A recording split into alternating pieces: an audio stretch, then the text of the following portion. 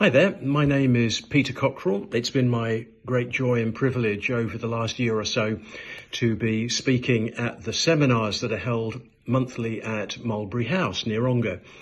And we've just come to the conclusion of a recent series on the book of Ephesians.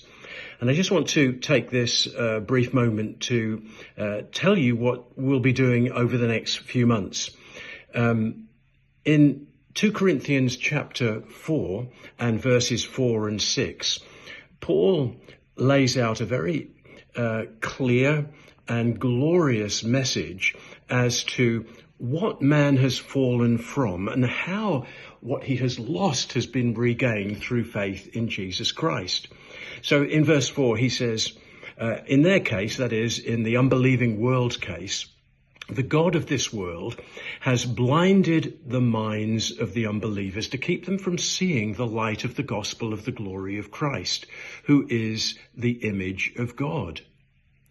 And then he goes on to say, for God who said, let light shine out of darkness, has shone in our hearts to give the light of the knowledge of the glory of God in the face of Christ. So there, on the one hand, we see what we have lost through the blinding work of Satan in everybody's eyes until they become a believer.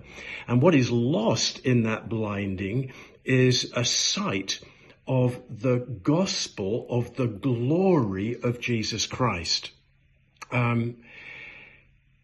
That's only restored to us through the saving work of God. And we see that in verse 6, where God is said to, as was true of the first day of creation when he said, let there be light, so he says, let there be light again in the beginning of the new creation in us, who, when the Spirit operates upon us in this way, in this new birth, in this regenerating way, we are granted a glimpse of the glory of Christ, the glory of the knowledge of God in the face of Jesus Christ. And it's my hope in this next series of seminars that will be starting on the 17th of March to look at Jesus in more detail as we look at not only his person, but also his work.